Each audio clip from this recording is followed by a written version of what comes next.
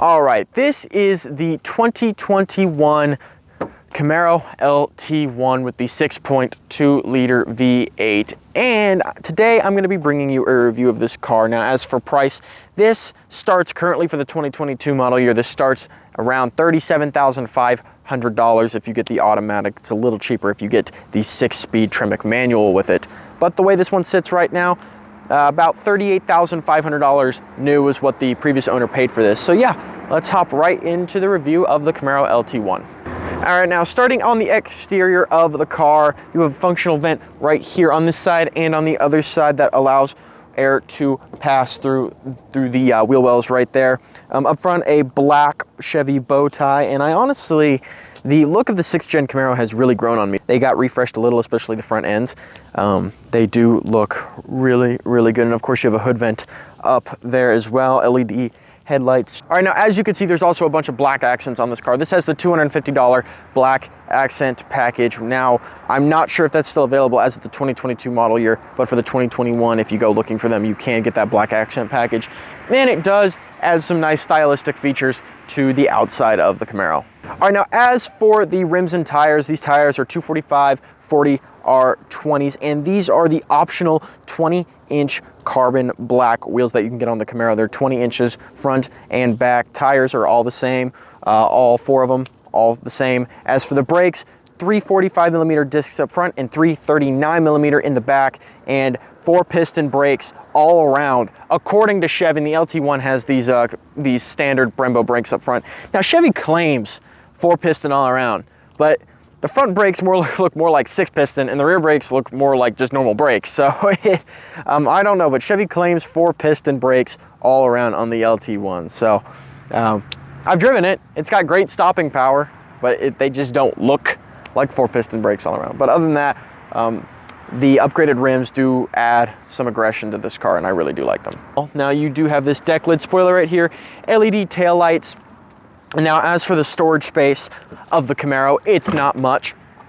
The rear, which is super small compared to its competitors, holds 9.1 cubic feet of cargo space, which is ridiculously tiny. Now, as you can see back here, you can either get dual tip exhaust or you can get quad tip exhaust. Now this has quad tip because this has the dual mode performance exhaust on it, which sounds really good, and I'll play it for you later, but it is one of the best sounding engines and exhaust systems that I've ever heard from the factory. It's amazing. I don't know what Chevy did, but it sounds better than a 5.0, and it sounds better than the Scat Pack, the 6.4, and the Hellcats. Other than the supercharger whine, that does sound good on the Mopar cars. But yeah, the entire profile of this car, it is super small. It's actually the lightest out of the 3 main American brands for their sports cars. This weighs the lightest, around 3,681 pounds, which is lighter than the Mustang and definitely lighter than the Challenger. And I actually really like the look of it. Honestly, I don't view these much as muscle cars anymore as much as sports cars because of how light they've gotten and the performance numbers they put up. And what's also nice is the rear haunches right here add a bit of aggression to the entire styling of the car. Now, one thing that a lot of Camaro owners complain about is actually the visibility, and when we step inside, I'll show you how small the mirrors and the windows are. So yeah, let's hop inside and see what's going on the LT1. All right, now moving on to the interior of the Camaro LT1. As you can see, it looks very base in here, but that doesn't mean there's not good features. In front of you, you have an analog gauge cluster, and the gauge cluster that is digital, that digital part, that digital screen in the middle tells you plenty of information, normal stuff that you would see on a digital gauge cluster screen in the center. Center control stack right here, you have a 7-inch infotainment screen that runs Apple CarPlay and Android Auto wirelessly, which is really nice to see out of a base model. The Mustang definitely loses on that account, as you only get a 4-inch screen that isn't even touchscreen, that doesn't run anything and runs some basic version of sync. So the Camaro definitely has the one up right there. Single zone climate control on the LT1. You have your drive modes right here. You have Tour, Sport, and Snow and Ice. I typically keep it in Sport because unlike the Mustangs, when you keep it in Sport mode, the transmission can be a tiny bit jerky. It's like Chevy has fixed that issue. So you keep it in Sport, the transmission is still smooth, and it is a lot more responsive. Now, storage space in here. You have a really, really small center console. Now, as for glove box space, you don't have much. This is the original window sticker and some other stuff. But yeah, you don't have much in the way of glove box space, but that's fine. No big deal. It's not the end of the world. I actually really like the steering wheel and really like the size of the paddle shifters. They're easy to reach, and the steering wheel being flat bottom and in this nice leather material, which is pretty good. Other materials in here, since this is more of a base model, you don't get as much nice materials as you would if you were to step up to like a 2SS, which is a decent chunk more expensive than this is when you compare it to this price. But still, it's a nice place to be. You do have some nice materials. The armrests are soft, the center console is soft. And the seats, though they're not like Mustang, I'd say the Mustang seats are a little nicer, but these are still good and they do keep you in place. Now, visibility, what I was talking about, you probably have, if you're looking in the mirror, not much visibility out the back. And I can actually do this, where I can touch my pinky to the top of the gauge cluster and my thumb to the top of the roof right here, which is not much space. And if I were to do it from the steering wheel, I can definitely do it. So you only have about this much visibility, which is definitely worse than its competitors. But that's really the only complaint I have. You can actually equip blind spot monitoring on the Camaros and everything like that. So you're not totally out of stuck in the woods there, but it is not a bad interior. And overall, I do like the design of it all. I'm not gonna try and fit into the back seats of this car because they are incredibly small, smaller than any of its rivals out there. But you know, they could be used for storage to extend that amount of cargo space you would have. But yeah, that is the interior of the LT1. All right, now as for the engine powering the Camaro LT1, this is a 6.2-liter naturally aspirated V8 that makes 455 horsepower and 455 pound-feet of torque, and it is mated to a 10-speed automatic transmission dubbed the 10L80, which sounds a lot like Ford's 10R80 transmission, and that's because GM and Ford co-developed the transmission in this car. That 10-speed is used widely across Ford and Chevy models. But yes, this is an incredible engine and it is incredible sounding. Here's what it sounds like with that dual mode performance exhaust.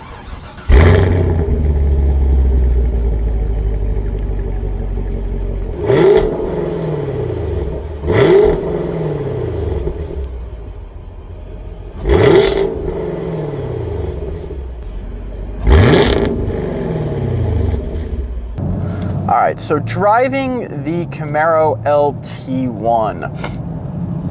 So this 6.2-liter V8 is something I actually really enjoy. You know, I've driven it in the Tahoe, and it was showed, even for a massive full-sized SUV, it showed a lot of power and potential. And now driving it in a Camaro, it just is absolutely insane. And it's honestly one of my favorite V8s. I've driven the LT3, I believe is what it is, inside of the C8 Corvette, and that engine was just absolutely insane as well. But these Chevy V8s are just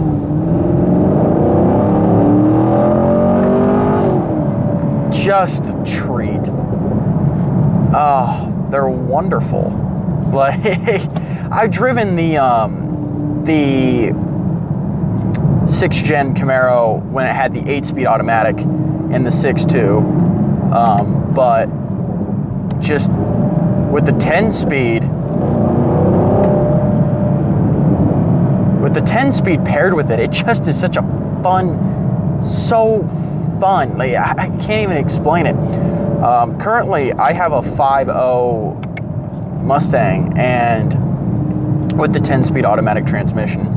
And like I said before, they were co-developed together. The 10R80 and the 10L80 are co-developed together. But it just feels like the 10-speed in the Camaro is a lot more of a sophisticated style engine. I honestly enjoy using the 10L80 a little more than the 10R80. And the 10R80 is still good, but the 10L80 just has a sense of refinement that the 10R80 doesn't have.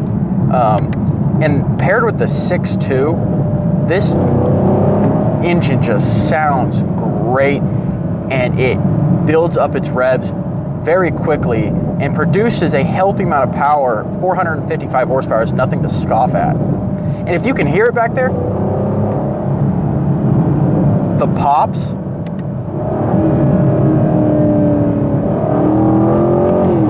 like it just is, you don't expect it. And it comes on and it is so addictive to just dig your foot into the pedal. Like just you can hear it back there. It's just great. The exhaust is addictive. And it kind of makes up for the fact that this car doesn't really have any features other than what a base Camaro would have. It 100% makes up for that. Now the gas mileage, again, is trash, just like any large American V8 would be. But it makes this engine and this powertrain and the transmission and all that make up for the fact that this is a baseline interior that still has a great amount of options, a great amount of features in it. And it makes up for the fact that you get terrible gas mileage, which, you know, if you're driving a car like this, you don't care about that. It's honestly, it's addictive. Now the brakes are also good. Like I said, 4 pistons all around, and that's enough to stop you at a decent speed without, you know, especially on a track or in situations where you're going fast and on a highway and you need to slow down quickly. These 4 piston brakes, with the front being Brembo, they provide a fair amount of stopping power. 6 pistons would be nice, which you can option that on the LT1. You can option to get 6 piston Brembos up front. But there's no need. If you really don't want to spend the money, you'll be fine. The steering in here, honestly, is the steering in the Camaro, I feel, has always been better than the Mustangs. Not by much, but I feel like it's a little more direct, it's a little more on point.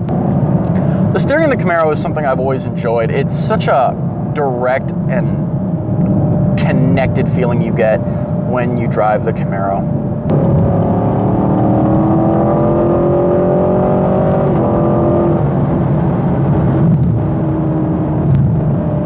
Ridiculously fast accelerating car. Oh, wow.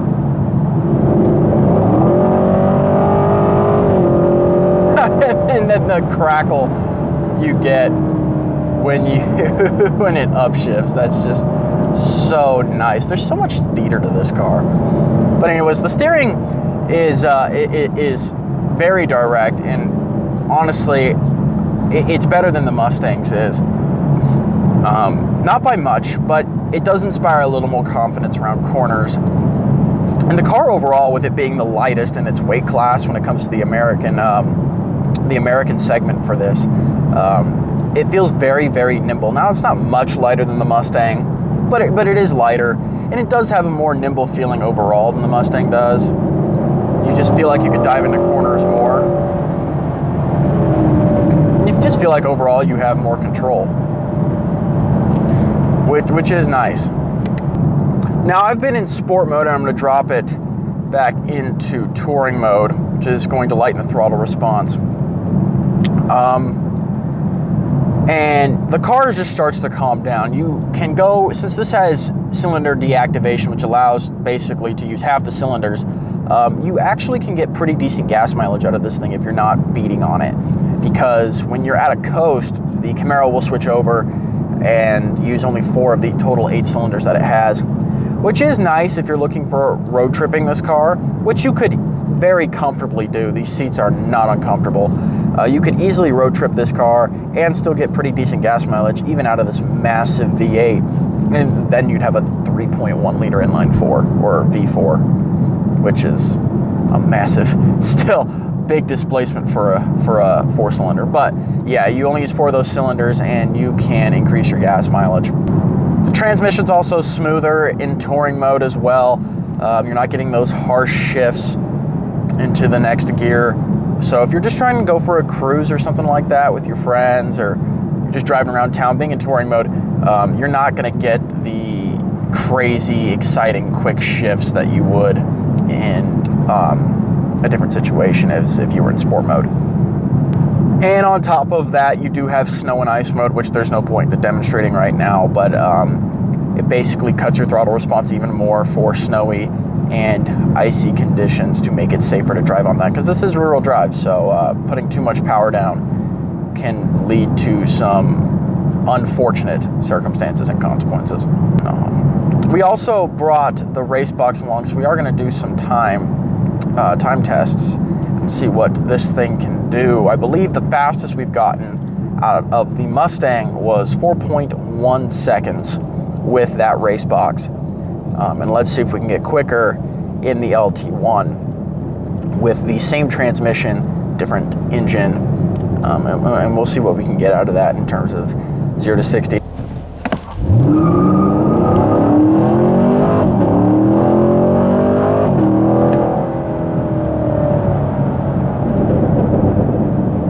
Ooh, 4.65. And you know what? I'm okay with that because we have 245s on. And for 245s, 455 horsepower on an unprepped surface with no brake torquing, 4.65 seconds to 60, I'm not disappointed with, because the Mustang with its 255s, if you get those, or the 265s on an unprepped surface, that's what that would get. So honestly, I'm not disappointed with 4.65. That's pretty good for the circumstances we were in. And that was the 2021 Camaro LT1. Remember, if you like this video, make sure you hit that like button down below. And if you want to see more from us, make sure you subscribe. And I will see you all in the next video.